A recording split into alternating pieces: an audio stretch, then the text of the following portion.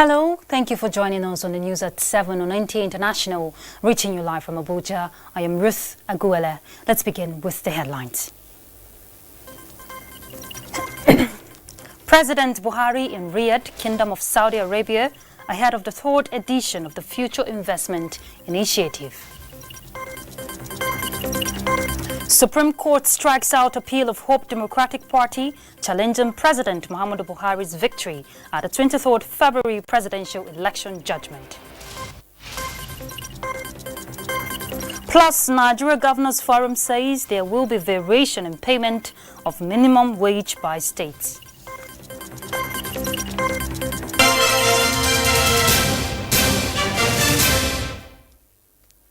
And now the news and details. President Muhammadu Buhari has left Abuja for Riyadh, the Kingdom of Saudi Arabia, to attend the third edition of the Future Investment Initiative. State House correspondent Adamu Sambo reports that the president was seen off at the Nnamdi Azikiwe International Airport by his Chief of Staff Abba Kyari, FCT Minister Mohammed Musa Bello, Police Affairs Minister Megari Dingyadi, Inspector General of Police Mohammed Adamu, and other senior government officials. President Buhari, accompanied by the governors of Borno, Katsina and Kebbi states, will use the forum to speak about the economic opportunities that abound in Nigeria, the effectiveness of his administration's policies to improve the business environment and invite investors to the country. The Nigerian delegation will leverage on the resources in Saudi's Public Investment Fund to seek foreign investments in critical projects in the country's oil and gas sector, particularly the Ajaokuta-Kaduna-Kano 614-kilometer-long natural gas pipeline project currently being developed by NNPC. Nigerian officials will also take advantage of the summit to accelerate discussions on the planned interest of the Saudi oil company Aramco to revamp Nigerian refineries and new investments in the oil and gas sector. The conference is focused on utilizing investment to drive growth opportunities, enable innovation and disruptive technologies, and address global challenges. More than 4,000 delegates from over 90 countries are expected to participate. In another development on the sideline of the event, President Buhari will hold bilateral talks with King Salman and King Abdullah II of Jordan. In a statement by the special advisor to the President on Media and Publicity, Femi Adesina, says Wednesday, 30th October 2019, the President will participate in the high-level event titled What is Next for Africa with Presidents of Kenya, Congo, Brazzaville and Burkina Faso. At the end of the summit, President Buhari will on Saturday, 2nd November, proceed to the United Kingdom on a private visit. He is expected to return to Nigeria on 17th November 2019. At the end of the summit, President Buhari... All right, let's move on to judiciary matters. The Supreme Court has struck out appeal of the Hope Democratic Party challenging President Muhammadu Buhari's victory at the 23rd February presidential election judgment, heard afresh by the Apex Court.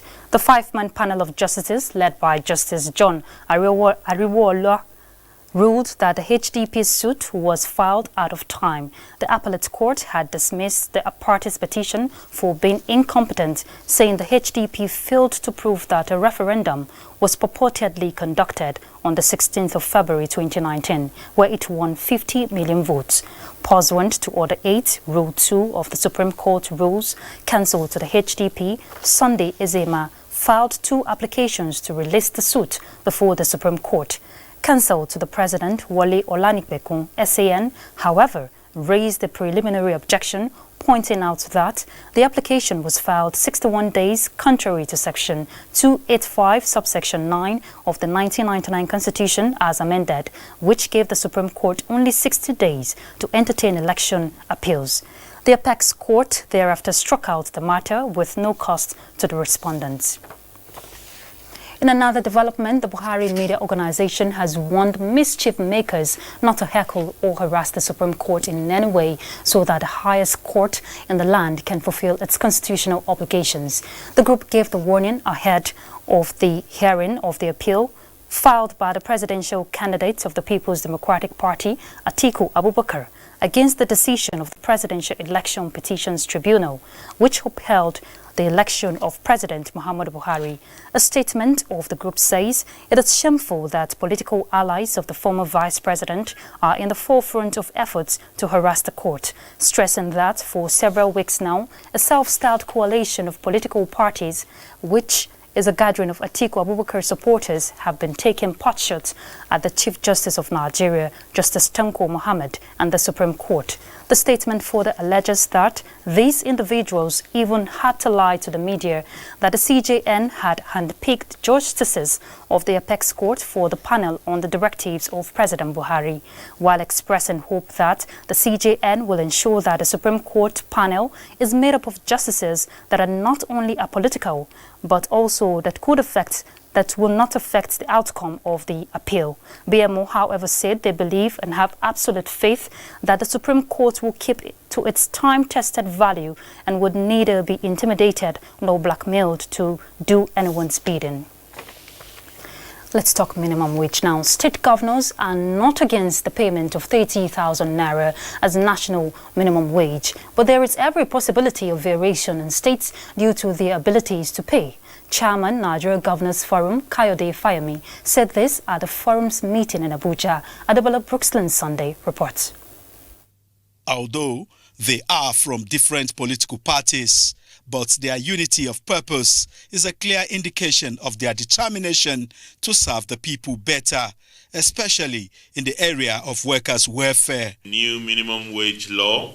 While stating the position of the governors on the directive by the Federal Executive Council that National Salaries, Income and Wages Commission and the Ministry of Labour and Employment to send consequential adjustment wage table to the states, Governor Fayemi said, "It was part of the tripartite negotiations, but states also know that there will be consequential adjustments, but that will be determined by what happens on a state-by-state basis, because there are different number of workers at state level, there are different issues at state level.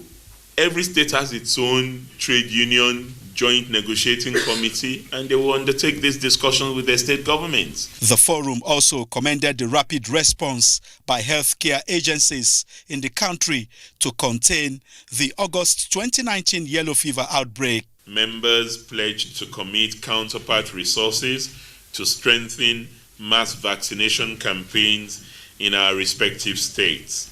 National Health Insurance Scheme. Governor Kayode Fayemi said in the last 1 year, states have registered over 2 million people compared to 5 million Nigerians registered under the National Health Insurance Scheme over the last 14 years. Adebola Brooksland Sunday, NTA News. And to legislative affairs now, Information and Culture Minister Lai Mohammed has appeared before the Senate Committee on Culture and Tourism to defend the 2020 budget proposal for the ministry. Anthony Forson has more. Opening with the sector's performance in 2019, which saw Nigeria putting up a strong appearance on the international scene, the minister said special project on innovative creative industries was embarked upon, just as it collaborated with the British Council on capacity building for festival and carnival managers and the mapping of creative industries in Nigeria. He explained that the sum of 880,507,000 was appropriated for the sector in 2019 to carry out 14 projects. So, Chairman, sir, out of the appropriated sum of 449,559,921 naira, the sum of 251,924,498 has been released. For 2020, the sum of 731,428,000 has been budgeted. Our take, sir, is that, and here we are on the same page with you, sir, that tourism and culture is not just about monuments, it's actually about creativity as a whole. And what we try to do, we try to leverage on those areas of creativity where we have competitive advantage, especially in the areas of music, in the areas of the film industry, in the areas of theater and performance. It's a must-do because it's obvious that oil can no longer meet our need, our yearnings for the development of our nation. We have made comparisons with countries like UAE and China, Korea, Singapore, Malaysia, and many countries. And we saw how they're doing well with their tourism. And we have more natural tourism than most places in the world. In Abuja, Anthony Forson, NTA News. And still on budget defense, the Senate and House of Representatives committees on poverty alleviation have urged the federal government to make provision for legal backing of all economic empowerment programs for greater impact sustainability.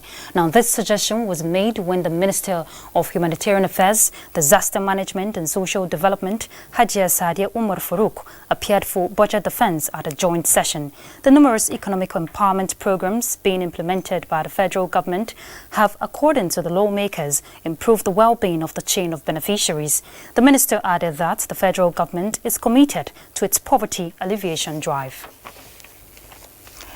Musa Baba Aliyu is standing by with news from the financial sector. Turkish companies set to invest 3.8 million naira in Nigeria textile and garment industries.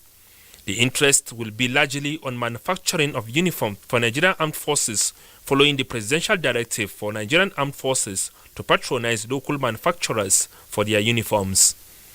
Similarly, a Kano-based firm has signed a groundbreaking deal to build a $15 million textile industry in the state. The raw materials for the textile industry, which is cotton, will come from more than 10,000 farmers within Kano and environs. The federal government is providing a window that will allow textile industrialists have access to forex stores reviving moribund textile and garment factories.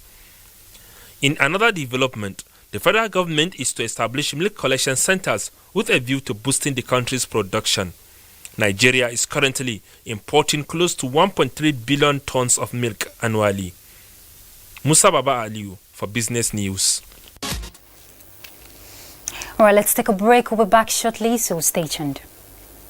Maybe say now 2 or 4 days when my girls won't come visit and I need to come go expire. Oh, my guys, they can't follow me watch this match. I must not fold the hand.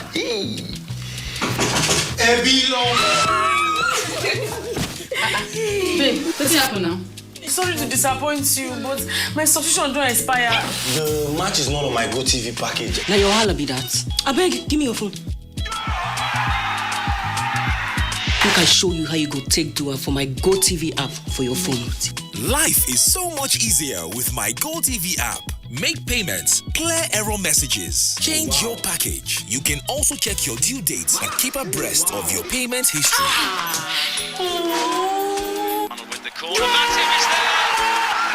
The new My GoTV app is everything you need in one place. So what are you waiting for?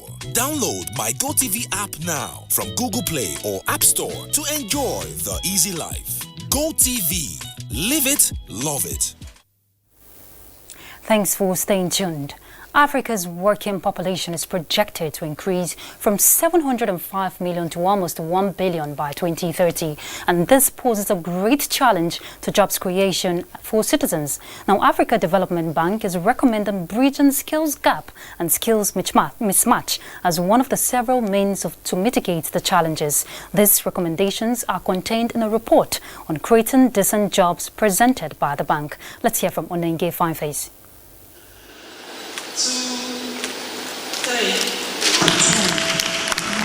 Africa Development Bank, ADB's report on creating decent jobs, they are being presented to provide solutions to Nigeria and Africa's job creation deficit. Some limitations to the creation of decent jobs identified by the report include insufficient demands for formal sector jobs, decline in manufacturing, high transaction costs which impede competitiveness of firms, and skills mismatch. The bank's report on creating decent jobs, strategies, policies, and instruments provides several strategies, relevant policies, and effective instruments that we believe are relevant to the unique challenge of creating millions of decent jobs in Africa. Therefore, the reality for Nigeria is the need for an urgent reversal of the trend by putting in place and effectively implementing favorable strategies, policies and instruments to solve the problem in a sustainable manner. Of greater interest are the recommendations that pursuing macroeconomic policies and implementing labor-intensive public work programs would go a long way to create decent jobs for Nigerians. Include industrial parks, agro-processing zones, special export processing areas. So these have the potential to create a significant number of jobs. The report, Africa Development Bank says, has bearing on its priority areas to power, feed, industrialize, integrate and improve the living conditions of Africans. In Abuja, Onengiye Fineface, NTA News. In other news, people with special needs in Nigeria are advocating equal opportunities in all human endeavors, especially in politics. Now, these clusters of persons living with disability and the albinos were at the headquarters of the National Orientation Agency as strategic partners in driving their message. Ikechukwu Ndukwe reports. John Paul is a blind man who, despite of his potentials, is discriminated against by many in his community. Once you're blind, you are nobody, you cannot do anything in life, which is not so. There is ability in disability. Most of us, like the blind, are musicians, some are newscasters. This is the same story with Suleiman Oja, who always go with an interpreter in order to converse with other publics. These clusters of people with special needs suffer discrimination and exclusion from key positions in the society. Their messages are clear: inclusion into all key decision-making bodies of government and implementation of people with disabilities Act 2019. We came to engage NOA so that we can use their platform to disseminate some of the work that we have done in the electoral process, in the social space, and also in the economic space. To commit myself to actually reinvigorating that part and see that we actually work together so closely as to achieve a common mission and a common purpose. These clusters of people with special needs want Nigerians to stop seeing them as people with disabilities, rather as critical stakeholders in the development of the nation. Ikechukwu Ndukwe, NTA News. Nigeria's participation at the just concluded Africa-Russia summit held in Sochi has been said to be a step towards developmental strides, especially as Nigeria stands to benefit more if it can leverage on the opportunity to revive the long deserted projects initiated by Russia in the early 70s. This came to bear as guest on NTA's Good Morning Nigeria reviewed the visit of President Muhammadu Buhari to Russia. Let's hear from Patricia Esami Luba. The Africa-Russia Summit and Economic Forum, with the sole aim to revive Russia's relations with Africa, has been analyzed to be a positive move not only to Africa, but to Russia, as it was significantly the appropriate time for Russia to join the world powers, to play its role in supporting nation building with more focus on Africa. With many agreements made and memorandum of understanding signed between Nigeria and Russia, it beams a ray of hope for both countries, especially with the resuscitating of some projects which had been abandoned for years. The indication clearly is that there is a project here, there's financing here. In most cases, they will go together. And this is what the Chinese have done, and this is why we're able to deliver on railways, on bridges, on a lot of power projects in the country. I do believe sincerely that we will not fail on this Russian agreement. It's more than just talking about it, it is about implementing it. And we also at home have to have the will to implement these projects. We have the resources. We have the know-how in terms of structuring the deals to make these projects happen. The chances of failure compared to the past are very, very slim. What we can take away from this is that, again, we've sought assistance from Russia, but the final destination is, what do we do ourselves here to prepare to benefit? So there can't be any better time now for Russia to venture outside the Russian Federation and the enclave of the Commonwealth of Independent States than now. Jidefor Adibe, however, was of the opinion that the concerns should be geared towards the responses of the world powers on Russia's interest in Africa, majorly Nigeria's role at the summit. So what we are going to see now is that we say now that anywhere you see Russia moving in, America's interest is awakened. So now that Russia has organized Africa-Russia summit, for us, the question is, how does America respond?